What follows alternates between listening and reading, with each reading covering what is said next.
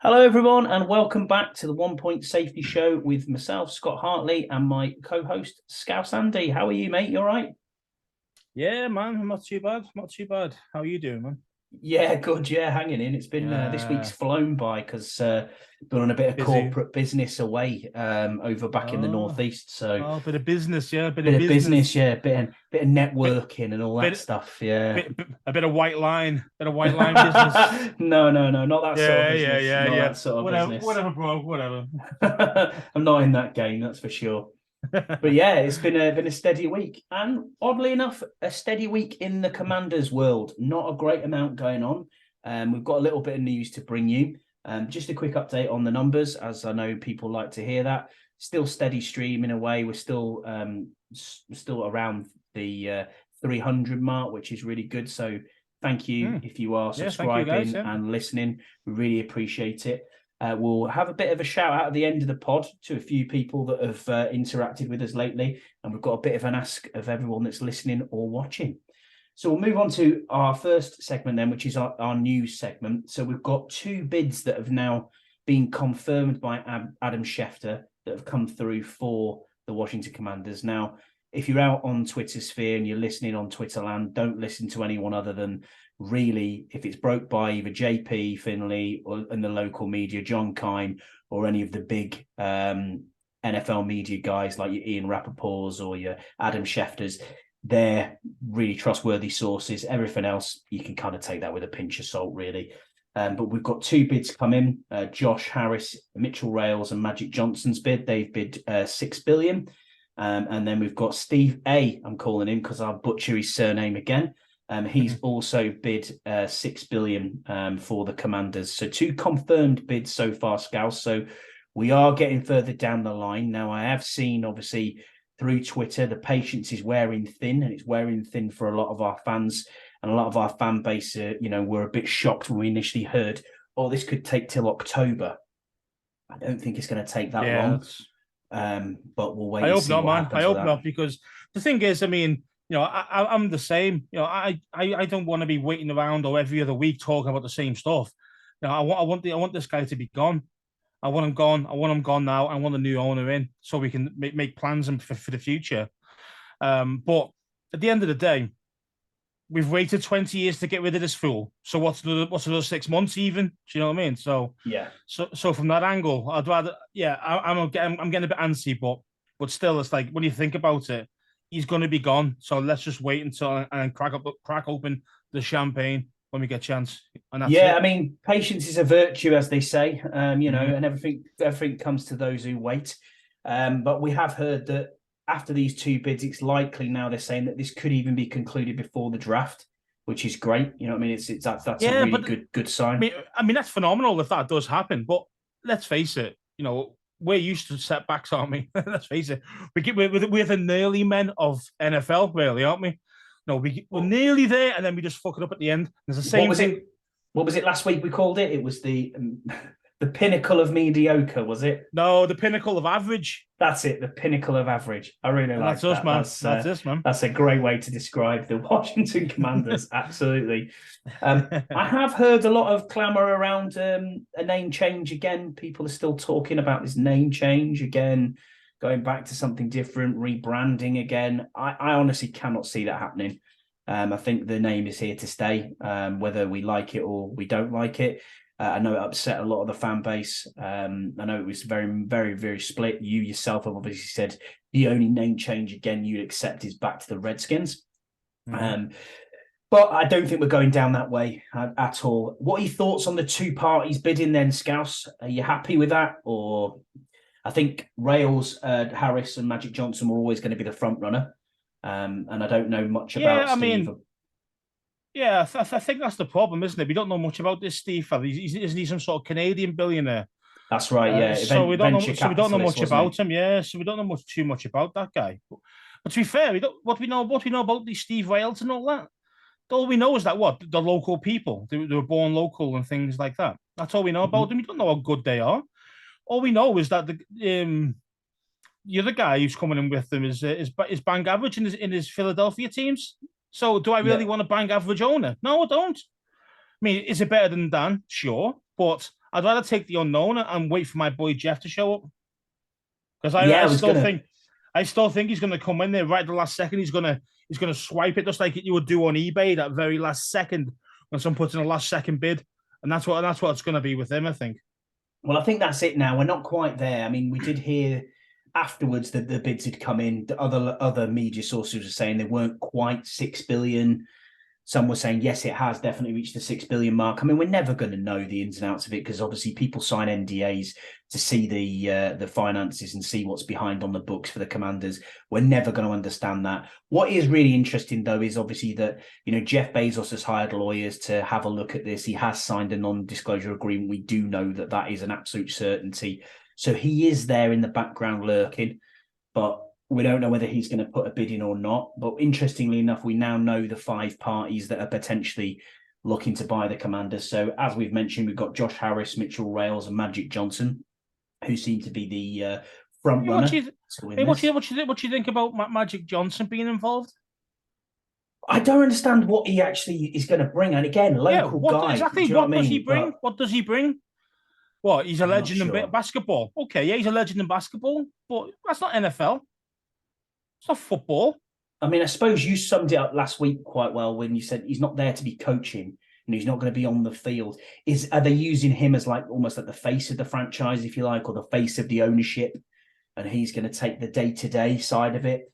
I don't know. I don't think any of these owners should be there, to be fair. I don't know. I don't think I think as we've said, really, if the owner just comes in, signs the checks, leaves the football people to do the football stuff. Stay out of my face. Stay out of my face, and it's going to be good times. Yeah. Just hire the guys you trust and let them crack on. Simple as that. And then the only times you really see him is probably the owners' meeting once a year. The occasional or up to the new box. Here you go. Here's the new owner. Exactly. And then maybe around a new stadium or around here's a Super Bowl trophy. Thanks very much. Yeah, exactly. I don't want to be seeing this guy like you see with Jerry Jones over at Dallas. Or Robert Kraft, where they're continually in the main limelight every single time. In the spotlight. Jim Irsay's every single time, man. Yeah, I mean, but he's just too busy high on certain substances, shall we call it? So, yeah, I agree. And I just want a quiet owner who just knows what he's doing. That's all. I mean, there is a bit of a risk because we know this side of the pond. Obviously, we've seen Josh Harris's involvement in Crystal Palace. There's decisions been made there, even in the EPL side, where why would you get rid of Patrick Vieira? Bringing back a 75-year-old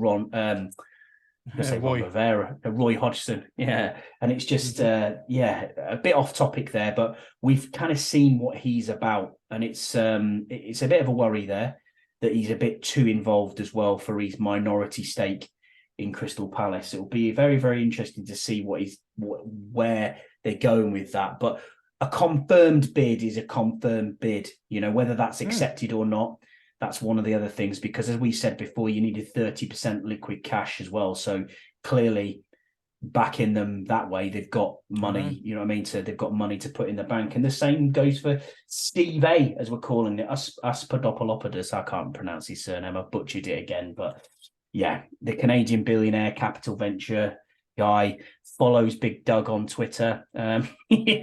Oh, that's cool. He did. Cool. He did. Yeah. Shout out to Big Doug as well. That'll be pretty interesting. He was a bit gassed by that. I was like, whoa, okay. That's pretty cool. Obviously, he thinks something's going on there.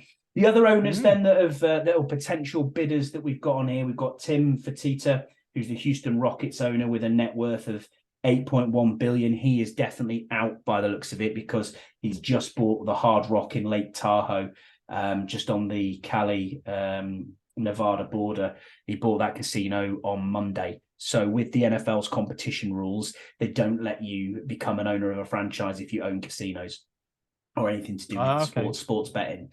So that pretty much signals that he is gone. He's easy. Yeah, but isn't that funny though? That when you're saying there that you can't own a casino, which is technically gambling and betting type thing, on sport and be a sports owner, but yet you can have an actual betting shop like right in the stadiums of these teams. Yeah, I mean, I know. What's that about? I don't know. Because they're getting their cut. Let's face it. You're not going to put it in there for free, so the gambling guys can earn a fortune. Do you know what I mean? Yeah, is it FanDuel that we've got in the in the stadium now? Yeah, we've got one. Yeah, and one of our fan of the year was the first person to put a bet on in that place. Right. Chris was the first one to put the That's bet it, on, Big wasn't Chris. he? Yeah. So, yeah. and it's like it's great, but the thing is, they're obviously getting their own cut out of that because otherwise you would never do it. So, what's the difference between owning that and owning your own stadium or owning the whole a football team or any sports team? It doesn't make any sense to me. That it's a bit stupid. It's very contradictory, that, isn't it? Yeah, exactly. Yeah. And then the other one that we know of was Brian Davis and his mysterious 7 billion bid, but it's obviously it's quite obvious that he doesn't have necessarily the cash to put forward. I think that was just a bit of a hoax bid, or maybe he's joined the party to try and push the price up potentially, or get things moving. He's got to have know why he's done that. Well, it's the confirmed bid part of it, isn't it? Really, that's what we need to know. And it's like me walking in there going, "I'll give you 8 billion." I haven't got 8 billion to give you. Do you know what I mean? It's got to be a confirmed bid, and you've got to be backing up with action, as in like actual evidence that you've got that kind of wonga. Yeah, and the door is still open for Jeff Bezos, and a bid obviously hasn't been submitted. Still is, bro. It still is. If he wants it, he'll get it. Yeah, I agree. No doubt. No doubt. At the moment, though, it's clearly now down to Dan Snyder to decide. So what about this for a little conundrum for you? Go on then. Jeff Bezos is going to be doing virtually the same thing as what the Baltimore Ravens are doing with Lamar Jackson. They're letting him out. They're letting him out and go ahead then. Carry on. Negotiate all the crap. You negotiate it all. So, like, i.e., Lamar could do that with different teams. You know what I mean? For his contract. Once he finally gets something agreed, he'll just come in and go, "Oh, I'll match that," or "I'll beat it." Jeff Bezos is doing exactly what the Ravens are doing to Jackson. Yeah, I agree with you. I understand where you're coming from. He is going to be the eBay bidder, isn't he? The last 4 seconds. Yeah. I don't know what it's called, but it's a little app, isn't it, that you can get yourself in. It's like sharpshooter or sniper or something like that it is. And you get in like right at the last second and no one can beat you on your bids. Tell you. Yeah, maybe that's what he's doing. Maybe that is what he's doing.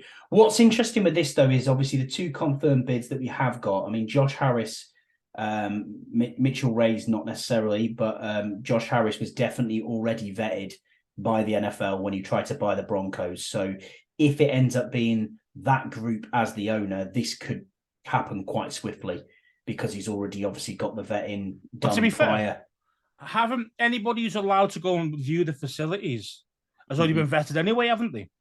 You're not allowed to walk in. No. Bank of America. It says Bank of America, the only people that allow people to look at the place if they've already been vetted. Oh, okay. Well, that's something, a new bit of nugget there that I didn't know. So Big Steve-O, Steve A, whatever you call him, he's already been dunked. He's looked around. And same with obviously Harris and Wales. I don't know about the other one, and obviously I don't know about Bezos, but yeah. And all I know is that Jeff Bezos and the rest of them have all signed a non-disclosure agreement to see the books and stuff. So if you're already doing that, then you must have some interest, to look to buy the team. So it's all good, but as we said at the start, we're just gonna have to be a bit patient and wait and see what happens. And the sooner it happens, the better. But it could take a little while longer. So there's been a little bit more news. We had the owners meeting this week. Not much came out of the owners meeting from the owners' mouths themselves. Every local hack was down there trying to get as much information as they possibly could. Talking to coaches, because the head coaches turned up and had like their annual photograph and talk and looking at the rules that they wanted to change. And also, while the owners were there as well, they tried to interview several owners out there. Nothing really coming out. Seen an interview with Jerry Jones where he basically said, look, it's ongoing. We know it's going to happen soon. Same was said with Robert Kraft, which we saw him come out. And then Jim Irsay, exactly the same. He looked like, yeah, we're going to do it. The Washington Commanders are going to be sold. But he took us on a little bit of a tale around Jack Kate Cook and started talking about the old school times, even called us the Redskins, which I was like, okay, what I mean? Fair enough. But it was good, lad. I'm starting to like you now. I'm starting to like you now. It was not a lot going on, to be honest with you. Really not a great amount going on. The people that came from the Commanders side were Tanya Snyder, Jason Wright, obviously Martin Mayhew is there as the GM and Coach Rivera. And Tanya Snyder left with a day to go for the meeting. So she left early and disappeared out. The commander's sale was not discussed from what I'm led to believe and what we've seen locally. It wasn't an agenda item. They did briefly discuss it to say, basically, this is where they are with the sale. And I'm pretty certain Tanya's probably had a PowerPoint slide here and there, you know what I mean? Updating people, this is what's going on, this is where we're at. And then as soon as the meeting finished, we suddenly had the 2 bids confirmed and come straight through from Adam Schefter. So it wasn't exactly it coincided pretty well, to be honest. So yeah, that was it from there. Ron Rivera, he gave a press interview. I know you were on top of this, Scouse, so not sure if you want to go through what was said, really. Well, the biggest nuggets from what he was saying, everyone was trying to push him on the quarterback problem or lack of problem, you might call it now. Is Howell going to be number one? Is he really the QB1? Has Brissett really got the chance to be the QB1 if things all go right or wrong or whatever? And they were just saying, I'm almost dead calm, man, because he was getting he was there for 35 minutes, just sitting at this table, and he was getting grilled by all the local media guys, and he was just he was so cool, dead calm about things, and to be fair, he started to say the same things that I've been saying about Sam Howell over the past kind of few months, really. The guy, they're saying they prefer to roster build. Now again, I know people are going to say, oh, roster building, teams can change it in a year, 2 years. They can. However, you got to have the money up front. And that's the big thing for me, is getting these big superstar players. You need big signing on bonuses. We are not cash rich team. Never haven't been for a long, long time. So that's the reason why we've had to do it in a certain way. And it's a slower way and it's a more frustrating way to a certain extent. You can't just go 0 to 100 with us. You've got to take it in slow steps. And I think that's the main reason we're slower than, say, I don't know, a Rams, for example, who was shite about 3-4 years ago, then all of a sudden became Super Bowl contenders. I think it's because they got a very cash-rich owner. And I think that was the big difference, that you could get these big guys in straight away. Lot of them. And lots of them. It's funny, isn't it? You just mentioned the Rams there. The New Orleans Saints do it every single year with a cap. Yeah. They're always And they're bad. I mean, they've been bad for a while since Drew Brees has gone. They haven't been very good at all, have they, really? So it works to a certain extent, but only works for a short shelf life. And then obviously he starts to fall down again because owners can't keep paying it because the cap eventually will catch up with you at some point. So getting back to the point of Sam Howell, he was saying about his college work. Basically this guy's got a body of work at the end of the day. He's not like a standard 5th round pick. He's not like even Jake Fromm was a 5th round pick. But is anyone saying he's a starter? No. The reason why? He hasn't got the talent of what Sam Howell's got. And most 5th round picks don't have the talent that Sam Howell's got. And when you look at what his body of work, like I mentioned, his average is he's over 10,000 yards. His last season, he had offensive guys gone. Three were on the offensive line. 2 running backs, and De'Ami Brown went. So he had virtually nobody. So what did he do? He ended up running the ball more. So before the first season, before the 3rd season, this guy was running maybe, I think he averaged something like 70 rushes in a whole season. Last year, it was way above. It was 100 and something, 140. It's double the amount of what he was doing. And the thing is, he changed his style of play, and he ran for 800 yards last year. That's ridiculous. And he's meant to be a quarterback who doesn't run, who can't run. Well, obviously he can run. And he had to change his style because he didn't have the players around him to keep producing the goods. And he still did a decent job. He still threw for 3,000 yards last season with no team. So this guy has got the experience of playing every game for 3 years. He's been a leader of men for that amount of time. And he's also had to change his style and really carry the team on his back. And you want that kind of guy. You want that kind of skill set in a starting quarterback in the NFL. So, and Ron was basically saying similar type things. And it says, this isn't no crapshoot. This is no like, oh, we're just going to throw him in there, and we're just saying he's QB1. It's like, no, this guy's got a body work. We know this guy's he's different. He is an NFL starting caliber guy. At a ceiling. So for me, it's I'm all in, man. I'm all in on Howell, and it works better for the rest of the team because we can afford to keep other guys that we would never be able to keep if we kept if we got Lamar Jackson. We'd have lost Curl, we'd have lost other dudes as well. And to be fair, I'd rather stick with Howell and get my guys. It's interesting, isn't it? Because you want that QB on a rookie contract. That's exactly what you're after. Obviously, as well, being a 5th round pick. His cap space is going to be zero. Yeah. It's going to be pretty much nothing. So that's a really good thing for us to have. I mean, I did see something in the one-on-one with JP Finley from Ron. He said that basically free agency had kind of had a bit of a pause, and that it had been put on pause because of the ownership change, and it had affected how they were willing to react in free agency. But again, that goes back to what you were talking about a couple of minutes ago there by saying that we don't have a cash-rich owner, so you can't pay the signing bonuses. You're not able to go after the elite that come out within free agency. I mean, we all look at free agency and think, wow, Orlando Brown Jr., yeah, McGlinchey. Yeah, these are the sort of, you could fix... In an ideal world with monopoly money, you could fix your offensive line in one day. Easy 1, 2, 3 job done. But it doesn't work like that. And as you said before, the cap will eventually come around to bite you on the arse, and that's exactly kind of where Ron was sitting with it. So I mean, and you look at Sam Howell's contract, right? It's 4 years, $4 million. Right. Okay. So he's earning $1 million a year with a $300,000 signing bonus. Yes, nothing, is it really? In the grand scheme of things, it's nothing. Nothing. I mean, to be fair, you see absolute shite place. Andrew Norwell's earning $4 million for 1 year, and the guy's a bum. So I'm all in on the Howell train. Me, I'm on the hype. I'm buying the hype at the moment.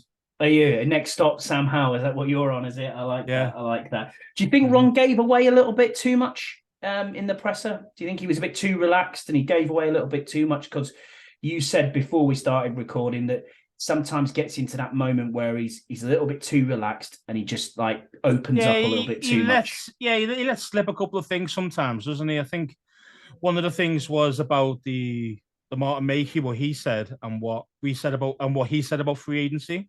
Yeah, and to do with the ownership and as it messed with their kind of plans or anything like that. And Ron was saying, well, yeah, basically we had to put a pause on it. Where Mayhew was saying not at all. So there's a little bit of contradictory spiel there, but I think if you can get Ron on a good day, you will let things slip that shouldn't really even slip. But he looked dead relaxed. He looked dead chilled in that interview. So you got him a good day. Yeah, I mean it's the same. And Martin Mayhew had an interview as well. He was talking again. He was talking up Sam Howell, exactly the same messaging as what Ron was saying. Obviously, we had that little bit of confusion over has it affected free agency? Has it not affected free agency around the ownership change, which we just spoke about there? And the only other real nugget that I took from his press conference was around Chase Roullier. Obviously, he talked about Chase Roullier. I think someone asked the question, he's on our roster. What are your thoughts? Are you going to cut him? Are you going to look to restructure? Because he's quite a high cap hit. And I think his words were, he's on our roster. We'll see how it goes. Yeah. Didn't look good, really. And to be fair, I mean, one thing that reminds me of what you're saying there, that reminds me of something what Ron said in his presser. Because he was saying when they were talking about the offensive line, he was talking about, we've got Cosme, we've got this guy, and we've got on the left guard, we've got Chris Paul and Sadiq Charles fighting out for that position. Yeah. And then I think it was either JP or Nicky the Javar, I can't remember who it was, just said in the background, isn't Andrew Noble? And he went, oh yeah, Andrew's here as well, and he'll compete. No, mate, that's telling me he's getting cut post-June, bro, and I can't wait to see it. So do you think then the post-June 1st cuts will be Roullier and Norwell just to save us a bit of money and cap space that way? Yeah, So then and we're that'd be the able way. to pay our Yeah, to pay our draft guys. Yeah, definitely. Yeah. Because all we need is one of those. Well, really needs Roulier to go. Really. Yeah. To afford to pay it all. And again, it's a massive shame because on his day he's a top five centre. He really is. He's a quality centre. It's just a and shame he's just injured. I was so happy when we paid him. I thought, you know what, that's a really good move from the franchise, but he just cannot stay healthy. And unfortunately, 2 serious injuries. And especially when you look at the signings that we've made. I mean, Nick Gates is saying I'm starting at centre. That's what he's came in and said. And then you've got Tyler Larson, who's. Well, don't forget though, both these guys have got peg legs. Yeah. No, you got to. And to be fair, Roulier has as well. I mean, they're all lower limb injuries, aren't they? That's keeping these guys out. Nick Gates had 7 surgeries, a bit like bloody. And funnily enough, he did it on our Smith style. He did it on our turf. Yeah, I know. Like an half, didn't he? Yeah, remember that was awful. Yeah, and then you got Larson, who's like obviously, he's a solid centre, but again, he needs to be healthy. And it's like he's healthy now, but he's always injured. You know what I mean? He's injured the last 2 seasons as well. And Roulier, so it's a bit like, why can't we keep at least one of these guys healthy? And that's why we did have healthy. Sorry, mate. No, you're right. I think we do pick a centre up in the draft. I think that's exactly where we're going with that. I think. Do you think one of them. Yeah, I do. I really do. Maybe a late round guy, but I think if you pick centre, I think if you draft a centre who Roulier is 100% gone. There's no negotiation. He's just going to be cut. No, there's no ifs and buts. He's going to be gone. If you're going to get one of those guys, but I mean, to be fair, for me, I think you just got to. It's so you could go so many ways with us, and this is why it's so interesting. The draft this year, it's so interesting because we could go in so many different ways, and we could all be wrong. That's how it can be, as in position or player, all these things. We were thinking, corner. We're thinking offensive lineman. No, this is in pick 16. But you could get a running back. You could get another linebacker. Yeah, you could do these. You could, and it's not like it wouldn't be out the realms of possibility because we've done it before.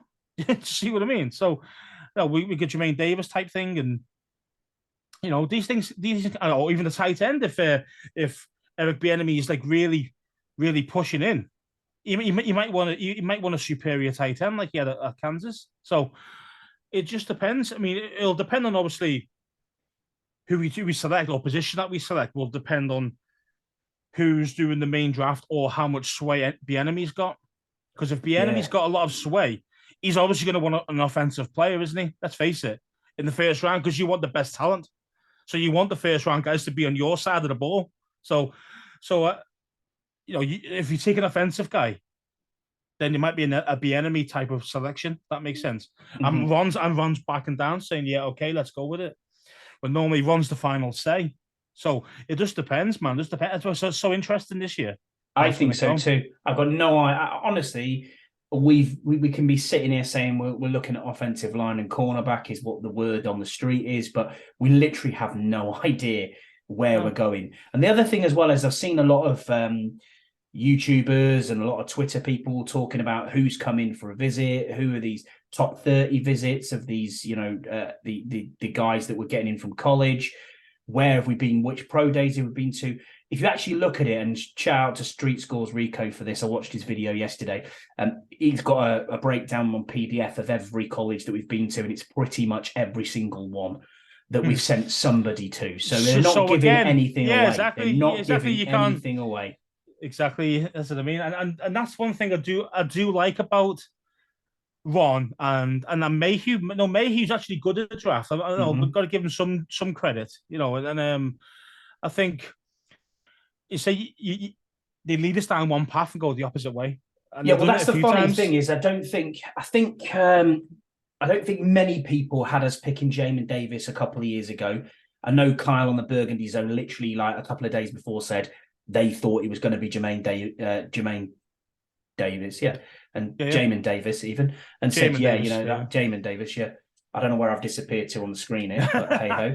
But also look at the Jahan one as well. Exactly. From last year, we were nowhere. Everyone was going, he's a good receiver. Yeah, we might go for him, we might not.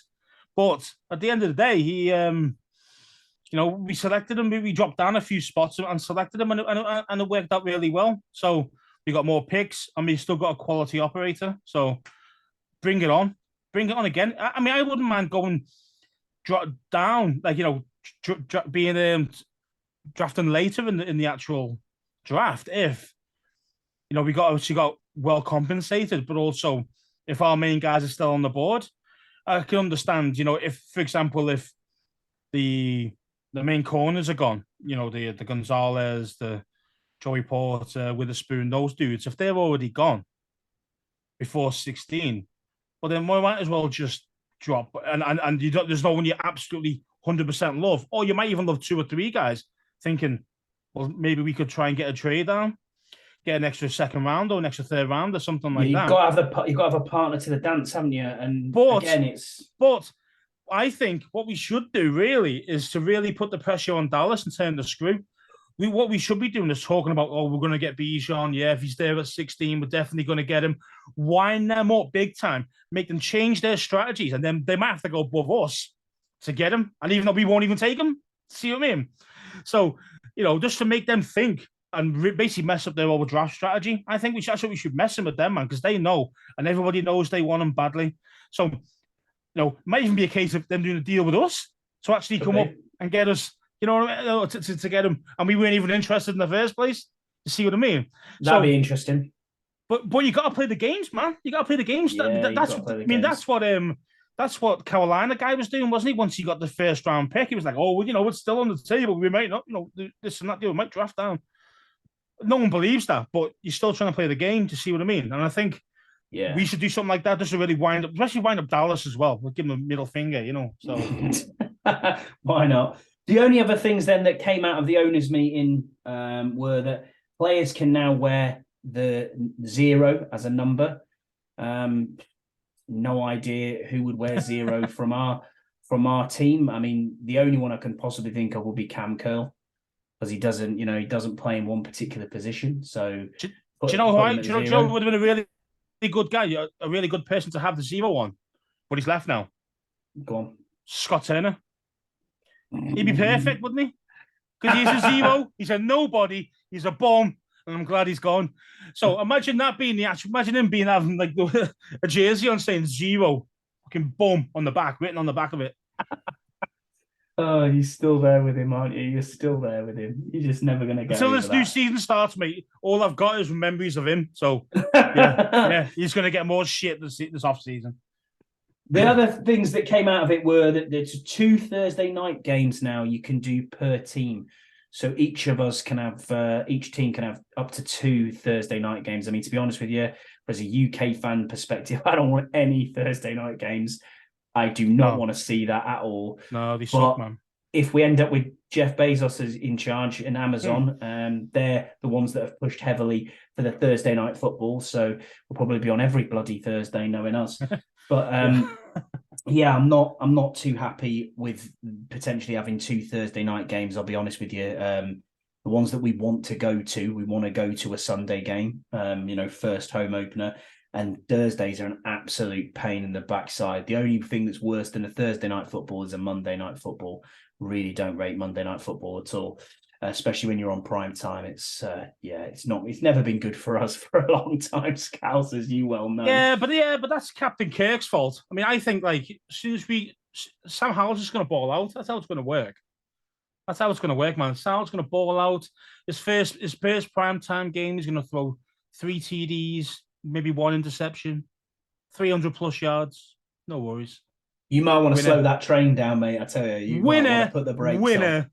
Winner. I'll just pump the brakes there. I like somehow. I'm in on the Sam Howell trail. You can pump the brakes. I'm all in, me. Bring it on. Bring on that train. Do you know what's mad? Is I would be all in on the Lamar Jackson trade. I'll be honest with you. I would give up the house for him. Honestly, it's not happening, man. It's not happening. I know it's not. But because unless we get a new owner, you're screwed. If you do it, you're screwed afterwards because you lose all your team. That's the problem. No one's talking about me. Everyone, Jackson isn't an excellent quarterback, but the thing is, his accuracy isn't great. Considering how much money he wants, but also, it's just it's just too much dollar. Like you would literally have to play the whole team of rookies on the defense, for example. I don't think he's going to get 250 million. I think he's going to get 200, which is and he's come out himself and said, I've never asked for 250 million. Yeah, but he's after everyone's saying he's after 50 million per year. Now let's face it, if I'm Jackson, I want more than Dan Jones. Yeah, I want. Do you know what I mean? Yeah, I agree with you. And he's on 45 mil per year. So for me, you minimum talking point 50 mil over a certain part of time. Now, yeah, you might be able to go, well, blag it front or backload it, whatever you want to do to try and manipulate the cap. But the thing is, you still won't be able to sign your main guys. Still, you can't do that to everybody because you're gonna have no money at the back end. That's true. That's true. So that's the problem you've got. I mean, I say no one's arguing about the quality really. There's just concerned about the actual the money it's going to cost and the players you've got to get rid of to make it happen. I mean, look at us last season. We got rid of Wentz. Oh, sorry, we got Wentz in. Sorry, for 28 mil. That's not 50 mil. 28 mil. And how many guys did we lose from that? We lost half the D line. Yeah. Do you see what I mean? Ioannidis gets cut. I think there are 3 or 4 guys actually getting cut because of that 28 mil. Tim Settle. Yeah. You see what I mean? So these guys need. It's like it's a domino effect. If you pay that guy that kind of corn, you better bloody hope that your rookie cornerbacks or your rookie safeties or whatever it is are absolutely lights out balling. Otherwise, you're going to get hammered. And it doesn't matter if Lamar puts 30 on if you keep conceding 40. See what I mean? So it's very true. I mean, if he was on a reasonable deal that is workable, then 100% you go for him. But it's just the money. Unfortunately, he wants you what he's worth. I'd say he's well better than Daniel Jones, and he's getting 45. So for me, it's like, well, you want minimum 50, then, don't you? So I would say that's where your starting point is 50 mil, isn't it? So if you go for a 5-year deal, so you look at a 5-year deal, 200 million, fully guaranteed contract, with the fifth year being a void year. Well, 50 million or 50 million 5 years is 250. Yeah, but you would have the 5th year as a void year, and you could potentially manipulate the cap in the first year as well as having it a low cap hit for the first year and a big signing bonus. Okay, so if you manipulated it that way, and then it goes towards like the back end, and you put loads of it into this mystery year that he's not even going to be on the team for, unless you renegotiate and do a new deal. Exactly, yeah. Then you see where I'm coming from. So you're going to get this guy for like 3 years, 4 years max, and you won't be able to get him again. Or because I just think I just get a bit concerned about like these real athletic runners who run first, throw second. It's just a little bit as in like, can he change his game to be a pocket passer once his legs start to go? Because as you get older, his legs will start to go. Yeah. So he's 26 years old, Scouse. He's in his prime. Yeah, and but how often do you get a quarterback of that level who is available? Exactly, who is available for 2 first-round picks? Now, I don't care what you have to do. You do it for me. Wow. And I just think, do you know what? You've got the Jets. Look at the Jets at the moment. They're getting hauled over the coals for Aaron Rodgers, who's 39 years old. Tampa Bay Buccaneers bring in Tom Brady, they win a Super Bowl. Okay, we were all in for Matt Stafford. We were all in for Russell Wilson. We don't know where we were with the Deshaun Watson sweepstakes, but at one stage we were well considered. They've tried it in the past, and I just think, are we still there? Has the position changed? Because for me, if you have an option to get a franchise QB right out the gate who is 26 years old in the prime of his life, you do it. You give up whatever you have to care. Who cares if you're going to lose a defensive end? I'm not being rude to Montez Sweat or Chase Young, but what has Chase Young showed us he's a generational talent? Has he, bollocks? Not yet. He had one great season and then he was injured, but we don't know what's going to happen with him this year. We don't even know if we're picking up his 5th-year option. That's the other thing out of this as well. Yeah, that's our big-time fancy Ron's idea, trying to motivate the guy. Of course it is. Of course it is. Like it did with Payne. And I'm not saying Howell isn't going to work. I really hope he does work. But if it was me and I think you've got that opportunity to do something like this, then you pull the trigger and you do it. That's just my opinion, but my opinion ain't worth shit. Do you know what I mean? We're couch GMs sitting on a podcast saying this is what we do. Yeah, but, I mean, but this is the thing, though, isn't it? I mean, we've all got. I mean, I would, if the money was right, I'd 100% snap him up. Even though I'm all on how, if he's available. Don't forget, people think he's available to 2 first-round picks. What they're doing, they're waiting for us to come in and go, "There's the big Wonga," and once they get, they're not going to let him go to us, mate. There's just no chance, man. There's no chance. So. Don Taman's going to pick him up in his Prius. Come on, John. You know the drill. The only other thing that came out of the owners' meeting was that we now have one roster cut down at the end of pre-season. So August the 29th, we've got to go from a 90-man roster down to 53. So gone are the stages of cuts where you'd have 12 players released here down to 70-odd. Then you get the 72. Then you release that back down to a 53. We're pretty much playing the entire pre-season. And then it's cut down day. So that is going to be absolutely brutal. On that final day, what are you going from? What's that? You know what I mean? That is going to be a lot of players available, bro. It's going to be a lot of good players going to be cut by other teams as well. That's what I'm saying. So you on that post June or on that August, the end of August cuts, that's going to be very, very interesting. It's almost like a second free agency, isn't it? If you like, near enough, But you're struggling around with a week or so, a couple of weeks to go before the season starts. And that's the risk, isn't it? These guys might not be up to speed yet. And if you need them to play straight away, then you might be a bit screwed. But if they're available and the price is right, which if they get cut, do you like to think it should be on a reasonable contract? It wouldn't be ridiculous. Then let's bring these guys in and say we are so close. I think to having a really solid team, not just like the first team. I'm talking like with depth. If we get it right in this draft, because how many picks we got? Is it 8? I think picks. So 8. Yeah. So just say you nail 6 of them, because sometimes you can't be perfect on it. So say you nail 6, which is an unbelievable draft if you do. By the way, if you nail 6, instantly your team is so much better already. And then with the free agent guys who are going to be starters, because let's face it, we bought guys to start. Yeah, we're not buying guys to sit on the bench. From free agency, you know what I mean? So for me, it's like they're starters. You're going to get some depth with some youth. Hopefully, some of these youth guys are good enough to be starters straight away. Especially at the early rounds, you hope that these guys are good enough to start straight away. And if you look at the track, man, let's go. If you look at the track record of what we've done in the draft, a lot of them have come through as starters.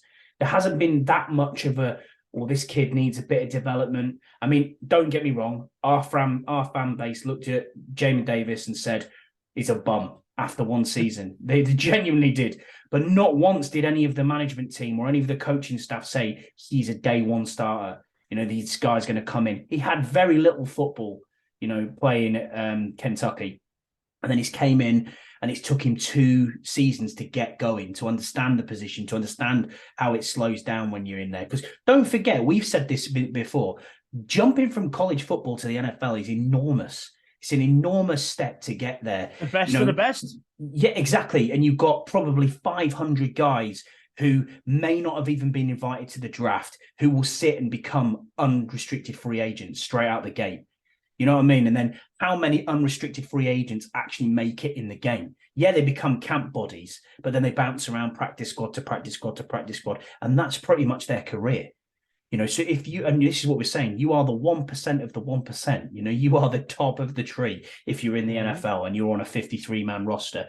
And the players that we've brought in free agency are there as starters, as you said, but they've hit well in the draft. Cam Curl, 7th rounder. Derek Forrest, 5th rounder. Sam Cosme, not so much, but we'll find out this season. 2nd rounder. Brian Robinson, 3rd rounder. Absolutely. We don't know what we're going to get from Phil Mathis. So the depth, as you said, is getting there. We're just waiting to see what we need. We need depth in big guys. That's where we need depth. We need depth in the offensive line. We need depth on the defensive line.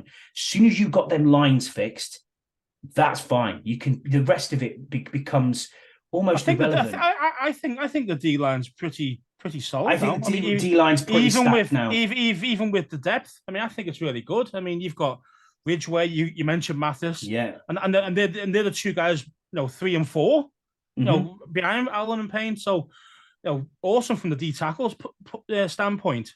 And we still got other guys as well, Daniel Wise, stuff like that. Wise is there. Then you've also got then you got your ends. You got your ends. Okay, Yeah. so we've only got one season with 2 of them, unless we re-sign them or take the 5th-year option.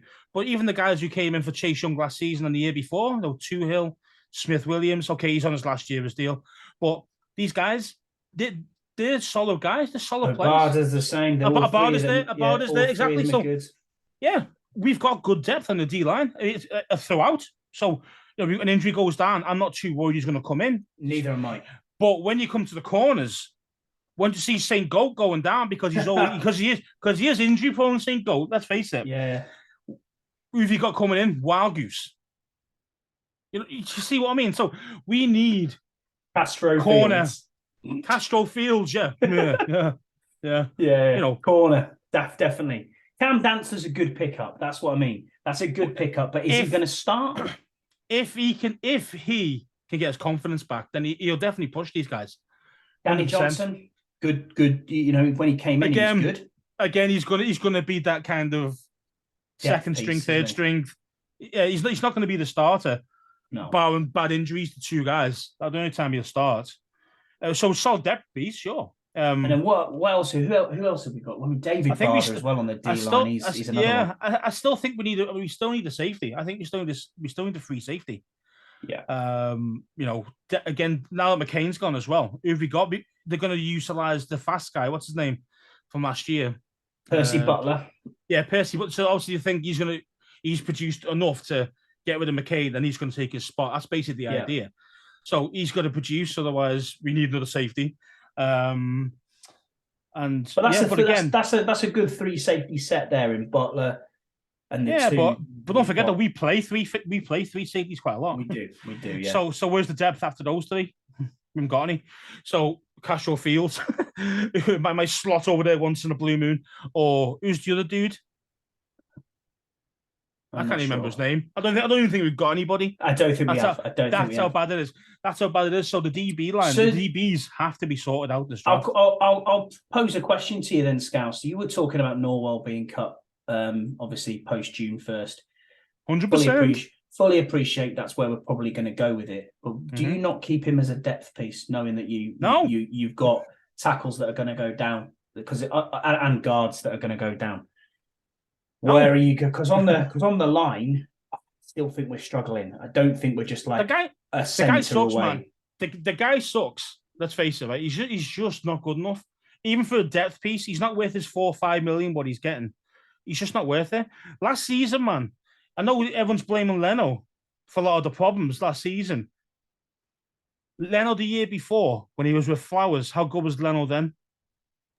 Yeah, very good. You're right. Everyone was like, oh my God, what a steal. 12, 13 mil for a left tackle steal. Look who he gets put next to the year after. Andrew Norwell. And you wonder what happens there. Leno's on his own going, fuck me. Where's me protection? Where's me help? Because Norwell's ran the wrong way. That's the reason why. Yeah. So Leno look really shocking because of him. Trying to help him out and then getting burnt himself. So for me, man, he's shocking. You just get rid of him. Even if he was like the vet min for like $500,000, I'd say no. It's absolutely gash. So we've got Chris Paul, Sadiq Charles, we've got Gates, we've got Tyler Larson, still got Roulier at the moment. Yeah, and on the right side, we need a left guard. Yeah, you got Cosme, you got Wiley. Yeah, that's it. Cosme, Wiley. And Cornelius Lucas as well. Yeah, Lucas is a swing tackle. Yeah, so. Yeah. But again, on Trent what was he called? Trent Scott. We picked him up as well. Yeah, Trent Scott. I don't know what he is. I don't even know. Bit of a left tackle. Bit of depth there as well, as we said. I don't know about him. But for me, we're looking at the draft, aren't we? We're looking at the draft. Yeah. If you're looking at the starters of that team, my starters at this moment right now would be Leno left. You're probably going to say Sadiq Charles left guard. Compared to Chris Paul. Yeah. Sadiq's shown more. Chris Paul's had 1 game. So for me, he doesn't deserve it just yet. unless he really balls out. But I'm talking right now. Do you know what I mean? Like of what I'm seeing right now, of what we saw previously. Sadiq, when he's healthy, he's not bad. He's just always hurt. Again, the one who's always hurt. Center again, if Roulier healthy, Roulier starts. But realistically, it's going to be Gates. Yeah. And then your right guard is going to be Cosby, and then Wiley's going to be your right tackle.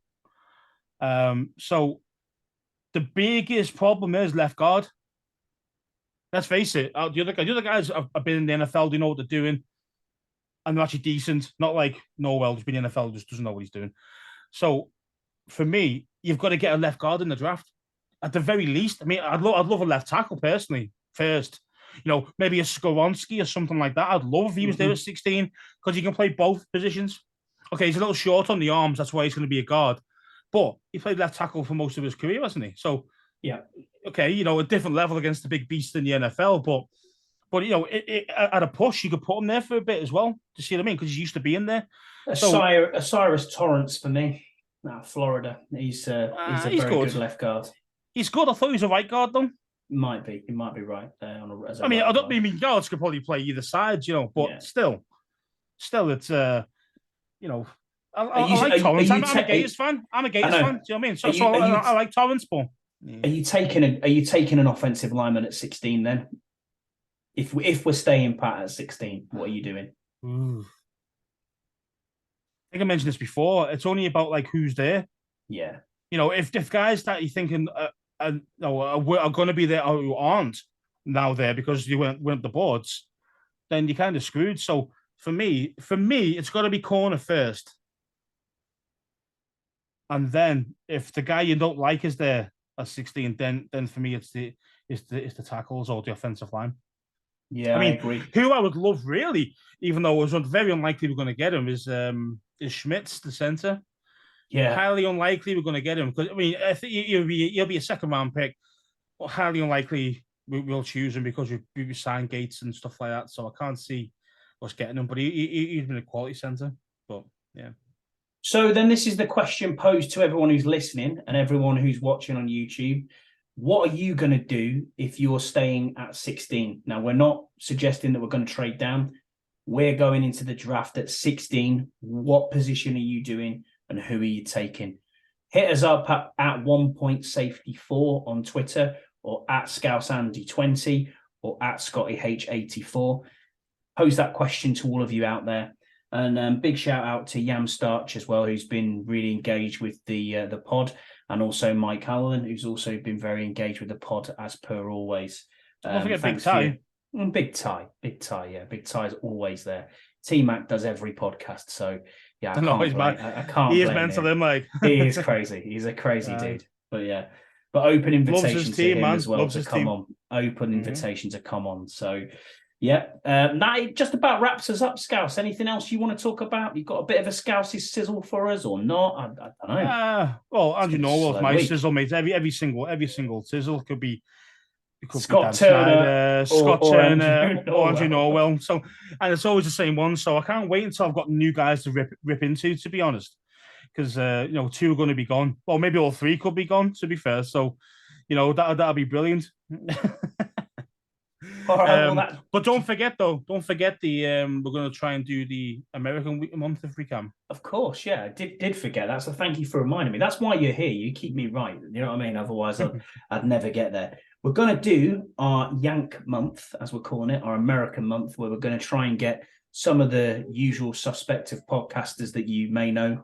We'll try and get them on the show just to give us a bit of their take on going into the draft and seeing what we're going to do. We're also opening it up. We're probably going to have a draft party or some sort of draft get-together. So if you were around, potentially looking at Manchester, if you hit us up on social media, we'll try and get together. We are still looking at bars potentially that are showing the draft. It's very difficult because of late licensing laws over here in the UK. Who has got one, who hasn't got one. We were there, what was it, last year? Was it last year's draft? It was Scouts, wasn't it? We went to the draft party at Edinburgh. We missed the last 4 picks. Cheers for that, casinos. But yeah, it was a good week. It was a good weekend, that, to be honest. But looking to try and do something else again and try and keep things local. So if you would like to join us, please hit us up on social media and we'll try and get something fixed possibly by the middle of next week to give you a venue. So hopefully we can come on to next week's show and shout that out. But yeah, that just about does us. Anything else from you, Scouse? No, man. No? Good. All right. Well, thanks very much for listening. And we'll be on as always next week. Thanks for joining us, everybody. Take care. Bye.